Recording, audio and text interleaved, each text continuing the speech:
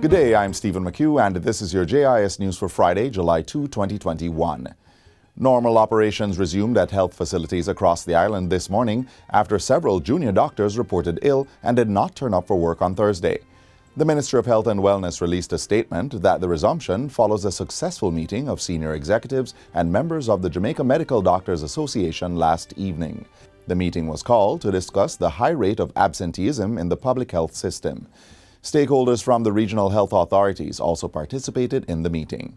Only 47% or 488 of the 1,036 junior doctors who should have reported to work on Thursday did so. The ministry had to implement contingency plans to man various aspects of the operations in the public health sector. In other news, Education Minister Favour Williams is encouraging students to participate in government's National Summer School program, which begins on Monday. Summer school will be free of cost and will take place via online and face-to-face classes. The face-to-face component is targeted specifically at students who have not been consistently engaged with the education system. Mrs. Williams says approximately 17,000 students and 3,000 teachers have already indicated their interest in the program. The minister was speaking at a virtual town hall meeting on the National Summer School program held on Wednesday. We are encouraging all our students. It's only 2 hours per day, Monday to Thursday, that we're asking you to be in the online world, in the face-to-face. It's for the month of July, so the month of August.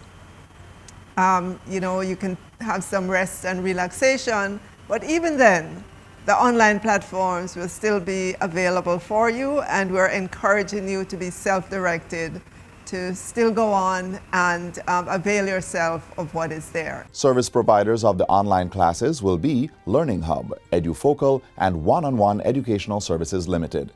The engagement is part of government's National School Learning and Intervention Plan, which is designed to address learning gaps among students. For more information on the National Summer School program, persons may visit the ministry's website at www.educate.gov.jm or call 888-EDUCATE.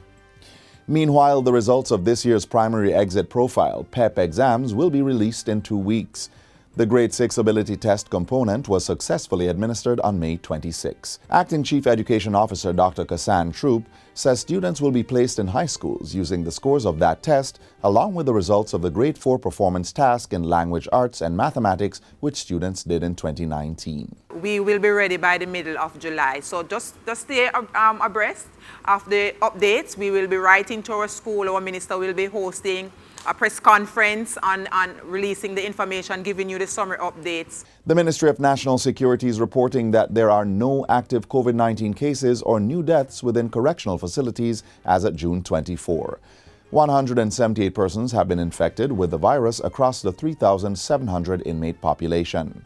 Minister without portfolio Senator Matthew Samuda gave the update while accepting a donation of medical and sanitation supplies this week.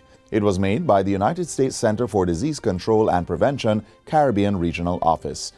The items, which value more than $4.5 million, will support the COVID-19 Infection Prevention and Control Program within the Department of Correctional Services. Minister Samuda says while the DSC would like to relax some of the COVID-19 restrictions, especially in-person visitation, it is dependent on the level of vaccination within the general population, which stands in the region of 5%. What's important for us from a government standpoint is that we have made vaccines available. They've been made available to our staff, both civilian and certainly to correctional officers, and we've made it available to our inmates, certainly the ones that are above, certainly adult inmates. And finally, the Meteorological Service of Jamaica has issued a tropical storm warning and hurricane watch for the country as Hurricane Elsa continues to gain strength. Jamaica is expected to experience strong winds and rainfall from the system late Saturday evening into Sunday as Hurricane Elsa draws closer to the island's eastern and northern coasts. The Rural Agricultural Development Authority, RADA, and the National Fisheries Authority have recommended several measures for farmers and fishers to protect themselves and their properties from the severe weather conditions. These include checking drains, dams, and diversion ditches. Farmers are also encouraged to reap mature fruits and store them in a cool, dry place for use after the event, and to remove irrigation lines and equipment and store these in areas secure from damage.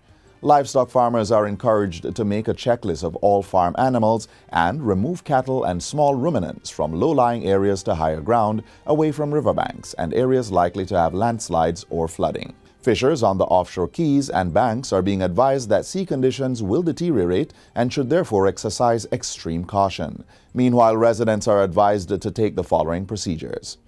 Be ready to evacuate if you live in low-lying or flood-prone areas. Decide on likely evacuation routes now. Avoid flooded waterways such as fords, gullies, streams, and rivers, either on foot or in vehicles. Ensure that all important documents are secured in plastic bags or waterproof containers. Shut off all electrical power, gas, and water supplies in areas that are in immediate danger for flooding. Persons may also call 116 or monitor the media for the latest weather updates. And that's it for JIS News Today. I'm Stephen McHugh. Thanks for watching.